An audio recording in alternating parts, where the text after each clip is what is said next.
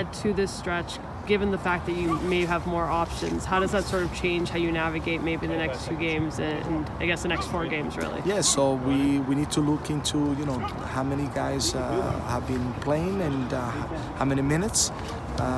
Where do we need to make some changes in order to make sure that we keep everybody fresh? Unfortunately, we have less selections in some areas than others. In some others, we have a lot of players that we can rotate. In other areas, we are a little bit limited. So those guys, we trust in them and continuing to give us what we need. But the full group is in a good stage mentally. The practice yesterday was very, very good. Ready to come back and bounce back to play against Red Bulls. And we saw a lot of positives in our last games that that we look to continue in this coming match. In terms of playing at home this year, you guys have already lost the 4 games at home. That's the most home losses since 2012. Is there more that you need to do to be more dominant at home, the team that you've been at Providence Park in the past? Yes, of course that we are disappointed to have lost 4 matches in our field.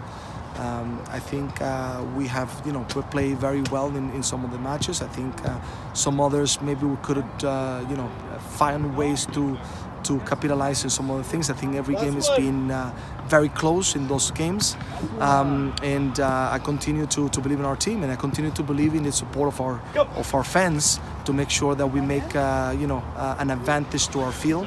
I think there's been so many different things happening this year from beginning to end, and we believe that we can get through and make it all the way to the playoff. And I think no one, when we make the playoff, get winning, will look to play against us.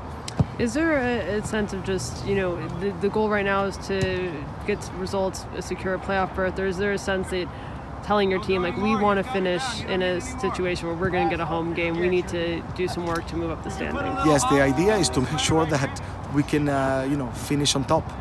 And we've been very close. There would be moments in which, victory would have given us the chance to be 3rd or 2nd place. But also we need to be, realistic that it's not only achieving that, it's achieving the playoff. That's the first thing. And if we can go as high as we can, it's very important. But we need to work very hard to make the playoff. And we want to play at home as well, because we still believe that being at home is, we have an advantage because of our fans.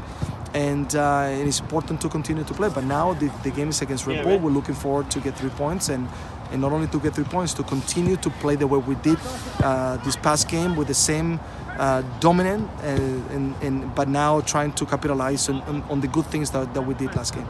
With sort of bunkering being sort of a strategy that teams have used against you, we talked a little bit about this after the game, but what's kind of the goals of the team when you know a team's going to come out and bunker, and maybe that's not what every game's going to look like, but how do you break those teams down?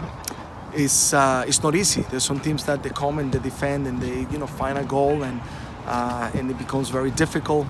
But now we need to have more ideas. I think improvements.